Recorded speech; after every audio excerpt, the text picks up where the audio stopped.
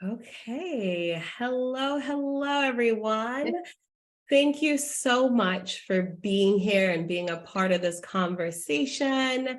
Um, I really wanted to invite some incredible women into a chat in particular and invite their thoughts because they have such powerful stories to tell, as well as just share about what's going on in our different worlds, because there's no way we can improve from where we are if we don't know what we internally have experienced and what the solutions are. And you may wonder, what am I talking about? Well, specifically, we're talking about sponsorship and mentorship as it relates to Black women. And the statistics show that Black women are often over-mentored, yet under-sponsored. And so we want to dig into that today. We want to talk about the whys. We're going to talk about what we all have experienced working and now as business women. Who am I? My name is Nicole Guanzura, and I am the CEO of Education and Advancement Consulting, fondly known as EAC. And we help organizations think strategically about how they recruit, retain, and engage diverse pipeline talent. And I am joined today by the Seneca Dunmore and Erica Young. Y'all, I'm just going to sit back and let them introduce themselves, and we're going to get into this conversation. Seneca, I will turn it over to you. Tell the people who you are. Yes. So my name is Seneca Dunmore, born and raised in Houston, Texas. I am an angel investor, an international speaker, and also the founder and CEO of Dunmore Capital Ventures, where we exist to equip small business owners, entrepreneurs, startups with the financial education, the capacity building tools, and the funding resources they need to really grow and scale their business. And our focus is on helping historically marginalized and economically disenfranchised communities. I love that. I love that. Thank you. I'm Erica Young, and I am owner and founder of Tailor Made Budgets. And so for 18 years, I spent most of my time working with people one-on-one to help them with their personal finances, the basics, which is budgeting, cash flow planning, debt reduction, et cetera. And in the last couple of years, I've done more expansion into helping people more broadly. So going into corporations, doing financial wellness, and then also training financial coaches who are on the ground in terms of, inside of financial institutions. I find that a lot of people are spending way too much time trying to help people with their 401k or wealth building. And the majority of the population needs help to actually get there and be ready to make those types of longer term investments. And so I have a heart to make certain that people are ready to participate as a long-term investor. So that is the work that I do, and happy to be here because I love talking about how we can empower women, and hopefully there will be some of that at the end of this discussion as well. I love it. I love it. Thank you all for your introductions. And just let's get right into it, ladies. When we think about sponsorship, right? Well, let's start with mentorship, because oftentimes you hear as you're coming up in your career, trying to navigate what's next, it's always, well, find a mentor, maybe a mentor at work. If you're coming out of college, maybe find a mentor within your professors or in your program or someone in an area that you work in. And oftentimes a mentor is the person who's helping you think about what your career could look like. They're giving you their experience from what they've been doing in their work. They're talking to you about, maybe what classes you could take, what certifications, what programs, what things you could do to help you be at your best when it comes to pursuing your goals. Versus sponsorship. Sponsorship is typically when that person in a leadership role in a company, say you're in a company and looking to move up, that's the person that is speaking of you and your accomplishments and your name in rooms before you even step in. That is the person who has seen you work or has heard about your work and wants to literally shift, whether it's going to be the chain of command, the structure of how things work, to to make room for you, to make sure that there's a seat at the table for you.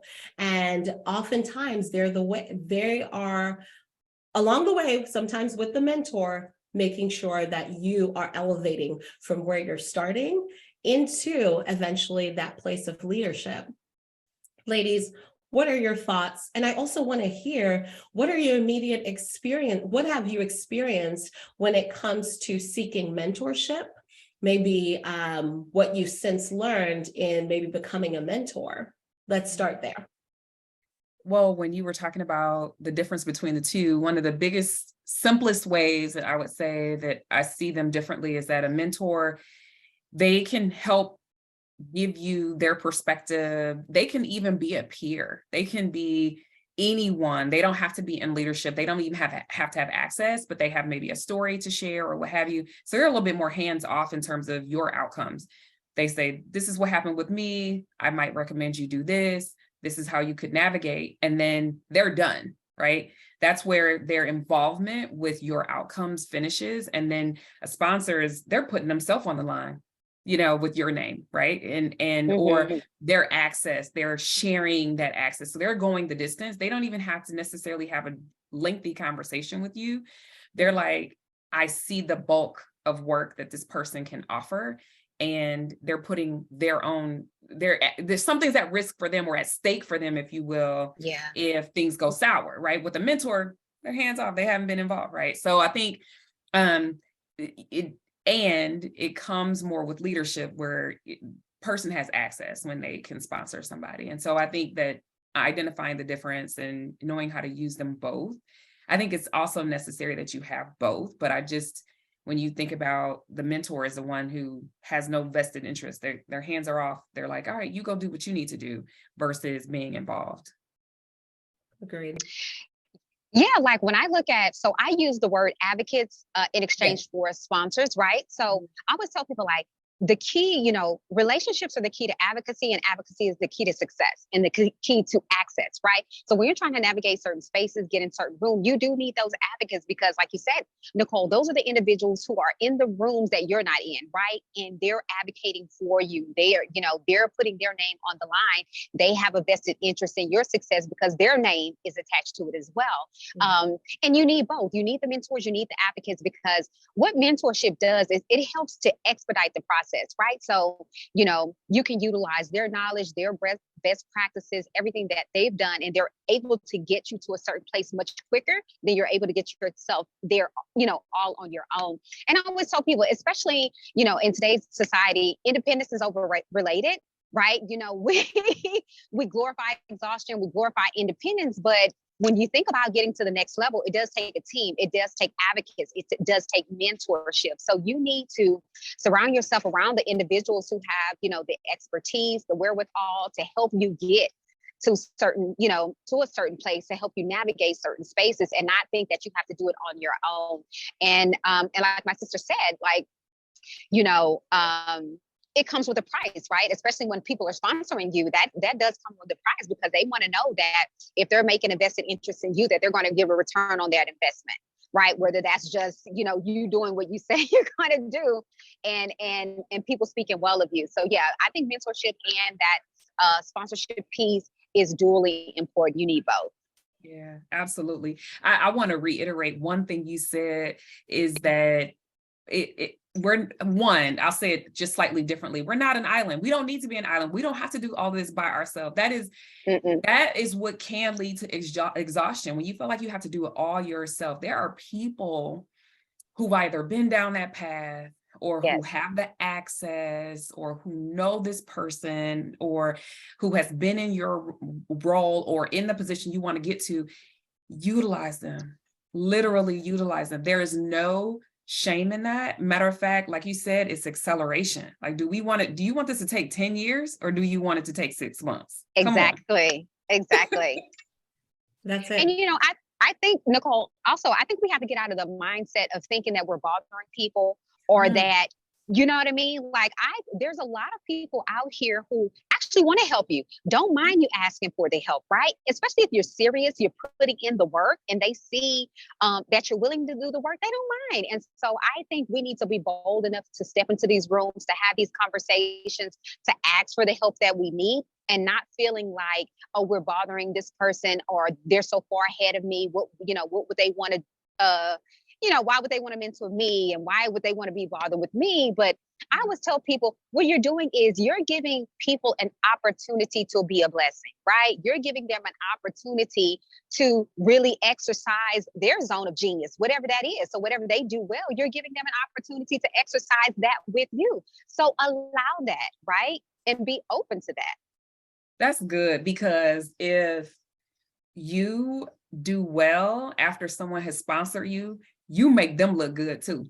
Yeah, Right? Absolutely. This can be a win-win. We always think that we're taking from someone else. Why Mhm. can't we see this as a win-win, right? Like when someone has mentored you and you succeed, they feel good about themselves, and maybe they want to go mentor somebody else now too. You know what I mean? They see Absolutely. those results.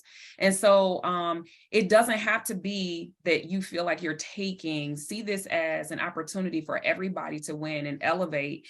And then Absolutely. the other thing is, just because someone turns out to not be a great sponsor or mentor doesn't mean you pull out entirely and say, forget it, I'm not trying again. Because there are people out here who are not great at that, or it has gone sour, or there's not great history there.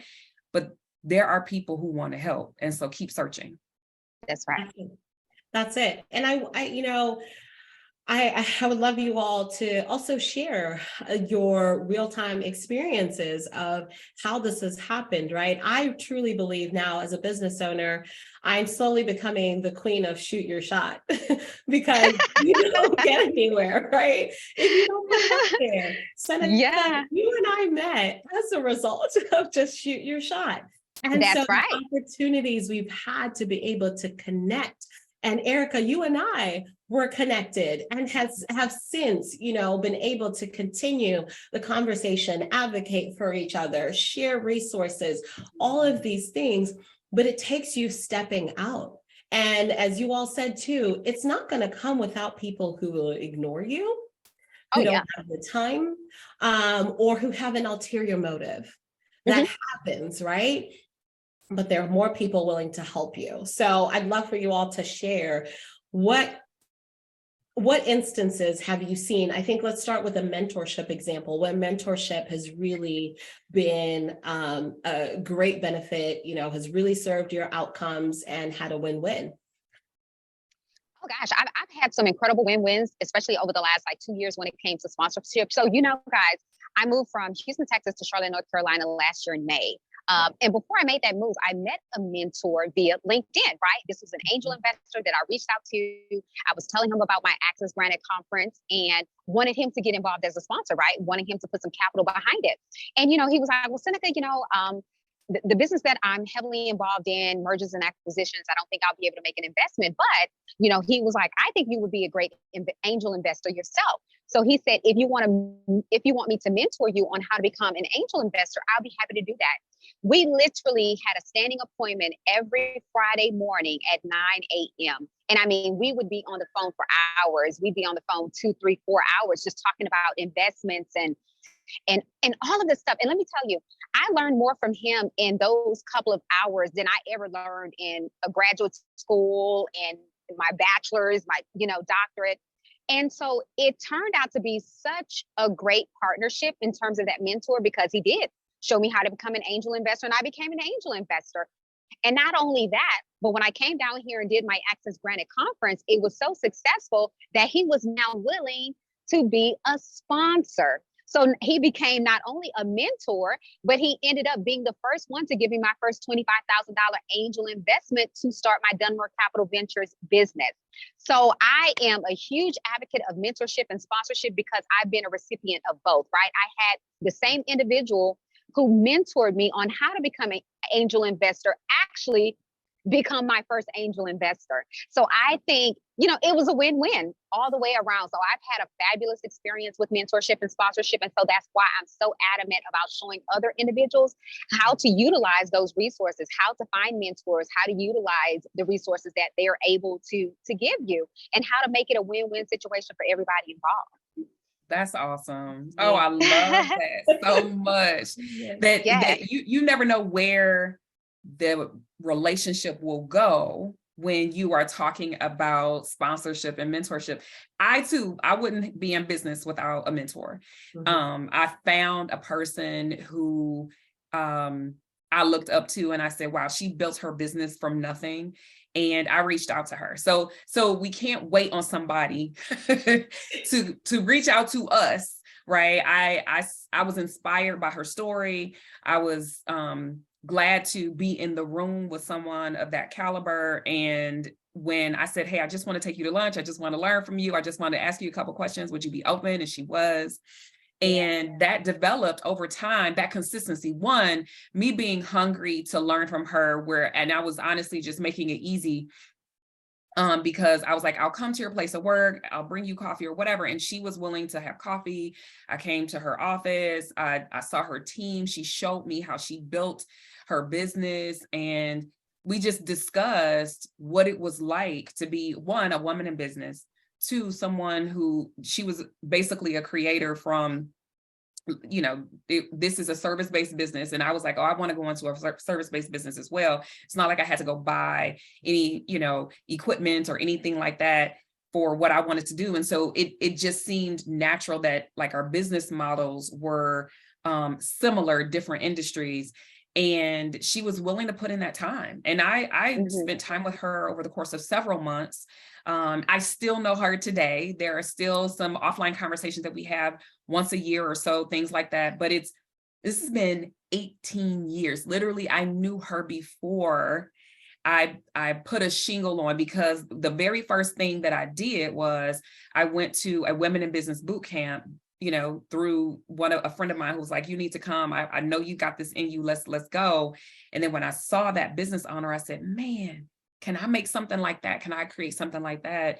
And she was willing, to take that next step as well with me. And so I honestly attribute, those two women in my life were mentors, both in different ways.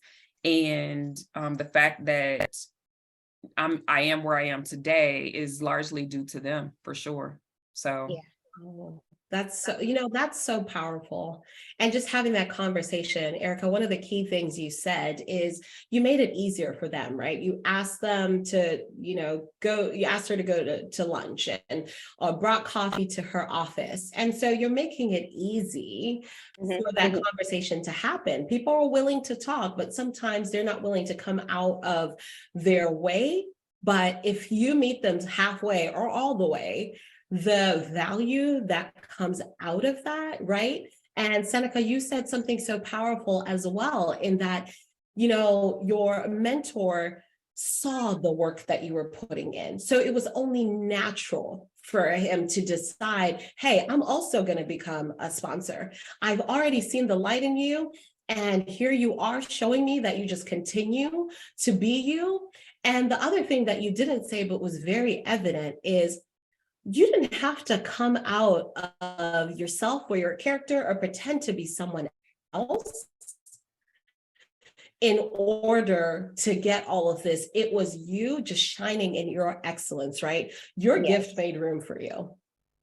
So that is so powerful. I think sometimes what happens, and why this is so important that we're having this conversation as Black women for Black women, is we need to be comfortable in our excellence, in what we bring to the table, fumbles and all, because we're human. That's the other thing, right? But if you're willing to be vulnerable, put yourself out there, there is so much more value. You gain the confidence, even if you don't, we always talk about do it scared. So if you don't have that confidence to approach that person, just do it scared. And you build as they elevate you, as you learn things, as you grow. So I think that's just so powerful. And I wanted to share a couple of things that have happened to me throughout my career too. Before I became a business owner, I remember switching my role. The first time I actually got into what was my dream job at the time, it was advocacy. Somebody connected me, found out we went to the same alma mater, had some really good conversations, and they were like, you know what? Hey, why don't you come and apply for this job that I have coming up? They had been searching, I had been searching, and the way that everything synced up so perfectly, and the way that they advocated for me with their team before I stepped into the room, for me to come into a place that set me up for where I am a decade later. The same conversation that happened into the next role. And this was, I still laugh to this day because my mentor called me and said, I'm submitting a reference for you. Have you applied to the job yet? Wow. And I said, you know what? I guess I'm going to do it. I wasn't sure, but I'm going to do it scared because she was ready. She went before me and went ahead and did that because she had recognized what I needed, where I needed to go next. And she advocated on my behalf. And so those kind of relationships really helped build that confidence in me. And then coming into business, I also want to talk about when you lean in to your village to be able to lift you up, right? That's also a form of sponsorship, a form of advocacy in essence. When I was starting my business, so many people came forward because I told them what I was doing and they believed in me. My website, introducing me to grant opportunities, introducing me to 80% of my business that first year came from referrals. Because those are people who believed in what I was doing. And so, but you don't get there if you're not telling people what you're doing. The right people, don't just put all your business out there, but the right people will help open those doors. I love that proverb, the African proverb that says, if you want to go fast, go alone. But if you want to go far, go together. There you go. And I live by that. And it's so evident in what we're saying right now, and how it's so important to have these conversations, have people that are willing to go before you. So let's talk about, why is it that there's such a gap then? If there's so much value, why is there such a gap for Black women when it comes to going further into leadership roles, going further in their businesses? Because we look at the discrepancies, we know the statistics of the number of Black women going into business, but the funding is not coinciding. The support that we need is not coinciding. And we see the 10% of women CEOs in Fortune 500, but 4%, 3 to 4% are Black women. Why is there a gap? There's a lot of reasons for that. Yes. There's a lot of reasons for that. I would say one thing, there's a lot of reasons. What I want to focus on is what is in our power, right? I like so what is in our power is to open our mouths and say things and put ourselves in positions that, or in the rooms or in the spaces or with the people who have more access than we. And so I think there are, and I'm not saying this is true of everyone, but I do find that it's one in general, women, we tend to not toot our horns, not speak up, not even say what we're earning, right? Or what we charge for, you know what I mean? Like, we don't talk numbers. So this is my world. We don't talk numbers enough. Men tend to enjoy talking about what it is that they earn. They're much more open about that. And they know when there is a discrepancy and they're going to go ask for more. And they're bold and intentional about that. And I think that is a miss on our part, just as women in general, is that we shy away from the conversations around income, around wealth, around those pay inequities, those kinds of things. And the reason is because we have been taught or conditioned that this is rude conversation. Yes. That's not something that we discuss, right? So part of our being, let's say, that widened gap of income, we'll speak specifically there, is for that. And I bring that up is because when I was in corporate America, I had a sponsor who realized that I had a pay discrepancy, and she went to bat for me in a room that I could not gain access to. And so I had, that helped me to increase my income. I did not know that it was such a delta. I was only in that position for a few years, and I didn't imagine that the discrepancy would get so large at that time in a short amount of time. And she saw that. And so she gained access in that room where she could discuss what I was doing and to make sure that, I was paid on par. But if she hadn't been female, if she hadn't been a Black female, I'm very curious on if that would have happened at all. Right. And this is why we have to speak up for ourselves, and we have to, ask questions. We have to inquire and be bold, as bold as, I should say, as, our male counterparts are in that arena. So I just think that we have to be our own advocates in that way.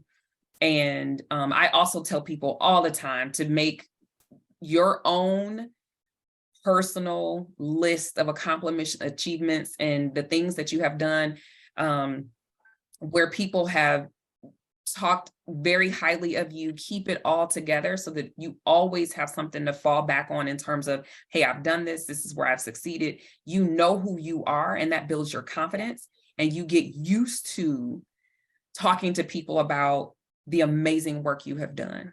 And so that's in business, that's in corporate, wherever. Be very clear on what you bring to the table, because no one can advocate for somebody who doesn't know who they are, period. That's true. Yeah, like she said, Nicole, it's a mixed bag of things that keep us out of those, rooms and from sitting at those tables. We know the most obvious, right? Systemic racism, implicit bias, and it seems like an oxymoron, because Black women are still the most educated demographic. We're still the fastest growing demographic of entrepreneurs in the United States, but yet we are the least funded.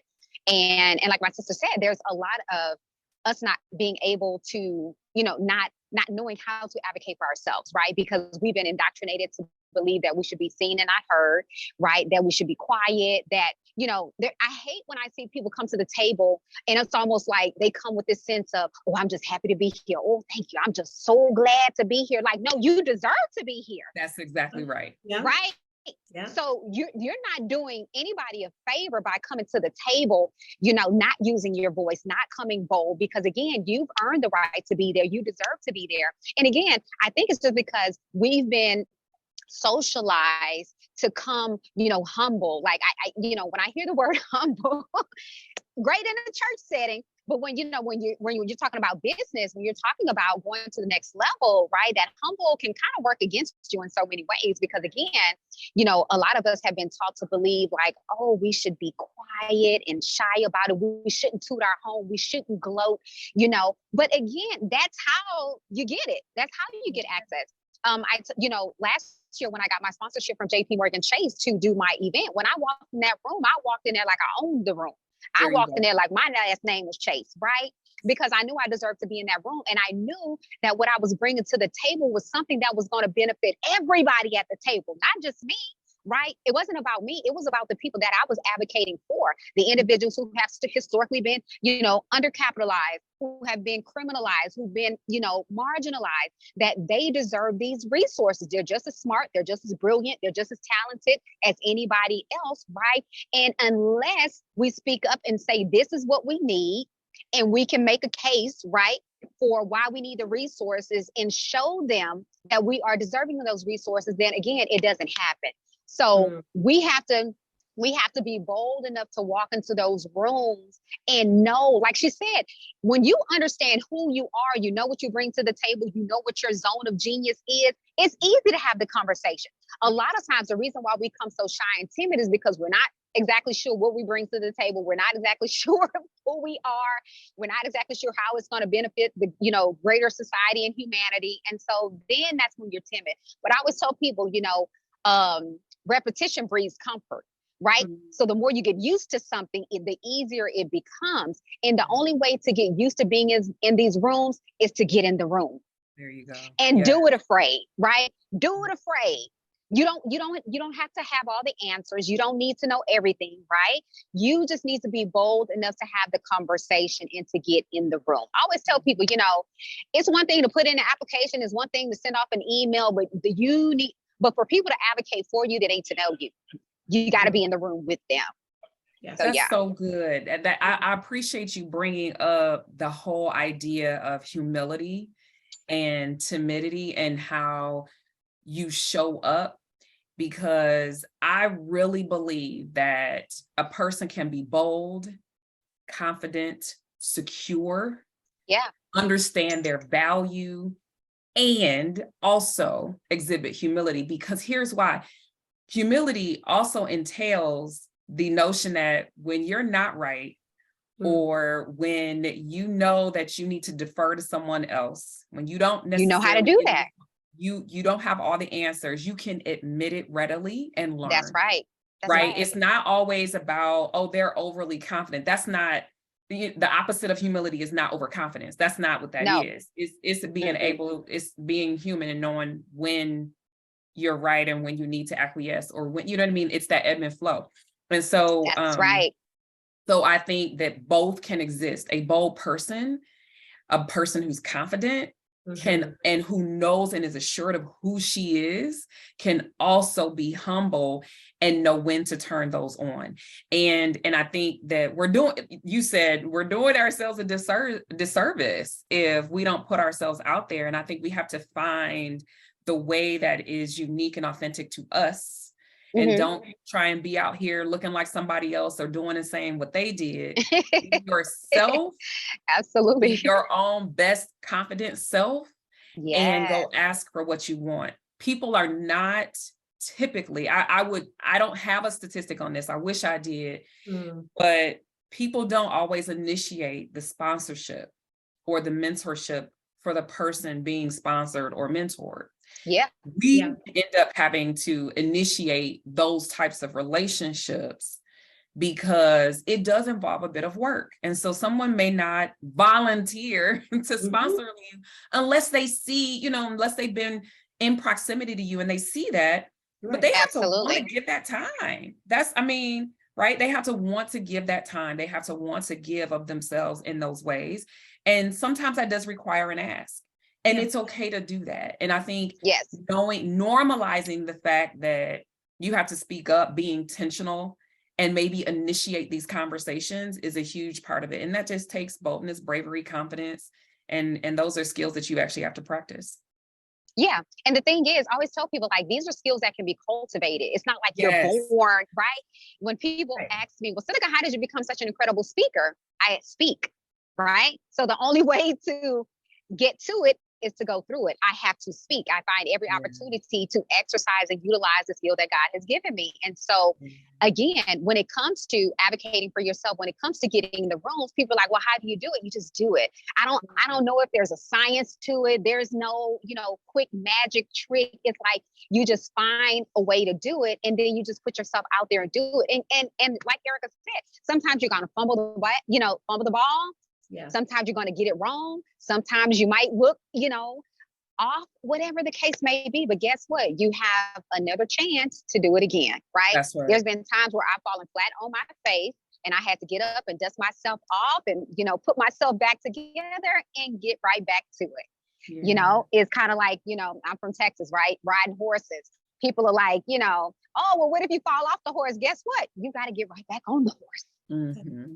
Yep. Because you don't want to develop a fear now of riding horses. Mm-hmm. So the thing they teach you is that, okay, you've fallen off. If you didn't break a leg, if you didn't hurt yourself, guess what? You got to get right back on that horse. Right. And that's what a lot of people are afraid of, right? They feel like, they're embarrassed and, I fell down and, but again, it's a part of the process. Like that failure, All of that is a part of the process. When we get that through our heads, like this is not an X, right? This is not a scarlet letter. This is not going to destroy your career. It's like, no, it's a moment in time. It's fleeting. And guess what? You know, there's another opportunity for you to get it right. Yeah, that's so good. I love telling people, listen, you're going to fall down. You're going to make mistakes. It's not going to be perfect, and you can still be successful. That part right there. I feel like we think if we go down this path, if we're obedient to God, or we say, oh, I did all the right things, I checked all the boxes, it should be smooth sailing. That's not how life works. No. Expect that there will be roadblocks or challenges, and you are strong enough to overcome them and still be successful and get where you need to be. Absolutely. Exactly. I remind myself over and again, like, Nicole, if it was just that easy, how would God get the glory? Well, and everybody would do it if it was that easy. That's it. But that's the thing. Exactly. And a lot of times we think that because it's challenging, that because it's hard, because we're running into roadblocks, right? That, I must be moving in the wrong direction. And a lot of times it just means that you're moving in the right direction, right? There always going to be those roadblocks and those challenges, but I think it makes you appreciate the journey even more, right? Because when you get to that, you can look back and say, you know what, I was able to overcome this. I was able to get around that. And it makes you appreciate that even more. If it's just that simple and easy, like I said, everybody would be rich. Everybody would be prosperous, and all, but it's not that easy. It's not as easy as it looks. And a lot of times, especially as entrepreneurs, we only glorify the wins, right? Oh, I'm at the mountaintop. I got the 25,000. I got this, but we rarely spotlight our failures. We rarely spotlight the times where it was like, I got it wrong. I messed up, I forgot to follow up, whatever the case may be. And I think at some point it's okay to have those conversations as well, right? I think there's a time and a place to share those conversations, but we've got to be transparent about those situations as well, so that people have a very realistic and holistic view of how this whole process works. That it's not going to be, a silver lining all the time. It's not going to always work out in your favor, but it's a learning process. And, if you stick with it, you'll eventually get there. And as long as you keep surrounding yourself with mentors and advocates, who can make that journey a lot more digestible, it makes it, just that much better. Yeah, that's it. So, ladies, where do we go from here, right? We're being bold, we're being courageous. We are going to make that ask, right? And so if we're standing here in positions where we could be advocates, we could be sponsors, we could be mentors, what would you recommend, right, that we do to encourage and empower women from here to go for it and to be bold and to be that woman, right? Be the example, whether you're just coming straight out of college or you're going into your third career. Where do we go from here? I'm a super practical person. So I'm the type of person, I'm like, write down what it is that you desire, and not just your goal, but is there a next position that would be awesome for you? Is there a new business opportunity that you want to go after? What is it that you want next? And are there people who might be able to mentor you? Think about your circle or the circles of those that you know. You might want to tool through your LinkedIn or through your phone contacts and just kind of think about, are there already people that you know who could either mentor or sponsor you in that effort? And then, so always look up, and then always look and see who you can pull up as well. So are there opportunities for you to mentor someone else, or for you to sponsor someone else? Because you'll understand and appreciate that journey so much more when you give in that way too. So, I'm practical. So I'm like, write it down, hold yourself accountable, and then get into action. Yeah, I'm the type of person where I feel like, you have to first be the example, right? Like when the Bible says give and it shall be given, you've got to give first. So a lot of people are like, well, how is it that I'm not receiving? You should check to see if you're actually giving, right? because Mhm. then you're attracting those resources to you, and making yourself available. So like for myself, that's why I'm always willing to hop on a Zoom call or things like that. Like a young lady, I hopped on a call with her last night. She had a couple of questions. She inboxed me on LinkedIn, and I said, well, hey, how about we set up a quick Zoom call, and I'll be happy to answer those questions face to face. And she was floored, like, you have the time to do that? Yeah. Absolutely. Because guess what? Somebody else made the time for me. Yep. Right. So I can't be the beneficiary of all of these, niceties and people making time for me, and then I withhold this same information from somebody else. Right. So I believe that we've got to walk the walk and we've got to talk the talk. Like Erica said, write it down. I'm a huge advocate of writing what it is and exactly what you want, right? So a lot of times people are shy about it, like, oh, well, I'm like, is that really what you want, or is that what you believe you can have? See, two different things. Is that Ooh, what that's you good. want? Yeah, or is that what you believe you can have? I'm Yeah. talking about go after what it is that you truly want, right? Yes. And then find the people in your circle, outside of your circles, who can deliver. So last year when I had my conference, all of those individuals on the stage, Padowitz LC, an artificial intelligence attorney, Reginald Jones, who's the director of a CDFI, like all of those individuals, I reached out to personally on LinkedIn and asked them to be a part of the conference, right? Set up calls with them. So I asked for exactly what I needed. And so when people approach me, I always ask them, how can I serve you, right? How can I make this journey easy for you? What is it that you need from me? Because again, we're not mind readers, right? And unless you tell me, I don't know how to help you. So we just, like you said, Erica, we've got to be bold enough to just ask for it. And then we have to walk the walk and talk the talk, right? We've got to be the example that we're out here preaching. That's so good. So good. I want to pull back what Erica said too about just keeping right in that list of all the things that people are saying about you. I also encourage you to do a deep dive into just what you bring to the table internally, all of your accomplishments, like what you see in yourself, no experience left behind. Like what That's do right. you see That's in right. yourself? That introspective is going to give you that boost. It's going to give you that boost.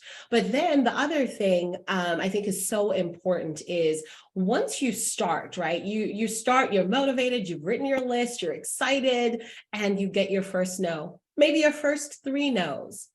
Just go back to the table again and think about, okay, well, where am I trying to go? And even if I don't feel like it, I'm just going to keep going because that discipline is what's going to set you apart. Fortune Absolutely. favors the bold.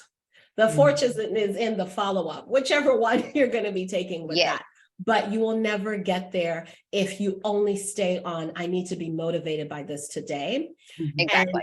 And then you don't continue on through that discipline because your feelings are going to stir you all over the place, the place. Oh, I have a little sticky note next to my bed that says, the feelings are irrelevant. Yeah. Unreliable. Yeah. They are. But they are. Discipline. Yeah. They are, right? So just really thinking about that. And then, something to what Seneca said as well, just don't gatekeep. Do gatekeep. We have historically been left behind because there are things that are right around us. The reason why EAC exists is not to reinvent the wheel. It's just to reduce the access and confidence gap. The information is out there, but how do we make it more accessible? If you listen to any of these ladies on the panel and the work that they do, they're not reinventing the wheel. They are ensuring that you get the access, the resources that you need to be your best self, to undo whatever burdens and challenges that existed so you can elevate to the next level. And we're so passionate about the work that we do. So ladies, I just want to thank you for this whole, we just need a whole podcast because I feel like we can do more of these conversations. Yes. Thank you for how you have just served and given of yourselves, right? It is such a blessing to give more than it is to receive. You will attract those resources. So true, Seneca.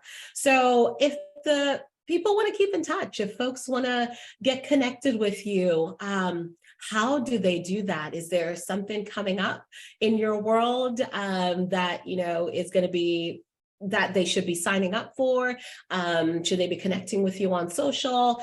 How do they continue to learn more of your goodness? Well, thank you for sharing that, that opportunity for us to do that. I appreciate that. And I'm so glad that we had this conversation. So I just have to thank you for opening up that door as well.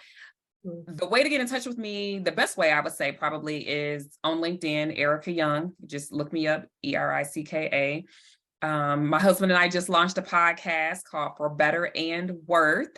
Yeah. So every week a new episode drops, and that is really just kind of something fun, but we are talking about how to, make sure that you keep your relationship intact while you build your net worth. And then a place where I will be coming up is on Economy Stage. That's going to be in, I think, March 16th in Cincinnati. I'm going to be speaking, and just excited about that opportunity upcoming. And so tickets are available on economy.com. And so if you want to see me in action and you're local, feel free to come on out. Awesome. So yes, like Erica, the best way to keep in touch with me is through LinkedIn. LinkedIn is by far my favorite platform. And so on March 11th here in Charlotte, North Carolina at the Canopy Hilton South Park Hotel, I will be hosting my second annual Access Granted Conference. So if you are a small business owner, you're an entrepreneur, you're a startup, you're having a hard time navigating this funding space, meaning you don't know where the funding is, you don't know how to apply for the funding, you don't know what funding vehicle is best for your business, you need to be in that room, right? Because we're going to have angel investors, we're going to have venture capitalists, we're going to have a U.S. bank there. We've got a couple of other banks who will be there. So basically, it's going to be everything that you need in the room, right? And again, I'm a huge advocate that, relationships build advocacy, and advocacy is the key to access. I tell people the best way to financial capital is social capital. It's to actually cultivate social capital with the individuals in the room. So we still got tickets available for that. You can go to youraccessgranted.com. So that's youraccessgranted.com. And again, you can follow me on LinkedIn, Seneca Dunmore. That's SENECA. Last name Dunmore, DUNMORE. Amazing. Amazing. Thank you all so much. And I'll leave all of our information. You want to connect with me? I'm Nicole Guanzura on LinkedIn. I'll make sure we have links to all of the ladies' information, these amazing events, so you do not miss out. Thank you so much for your time, and leave us feedback. What did you learn? What did you resonate with? We want to know. Let's keep this conversation going. Yes. And remember, when one woman rises, we all do. So let's go get it, ladies. Yes. Yes.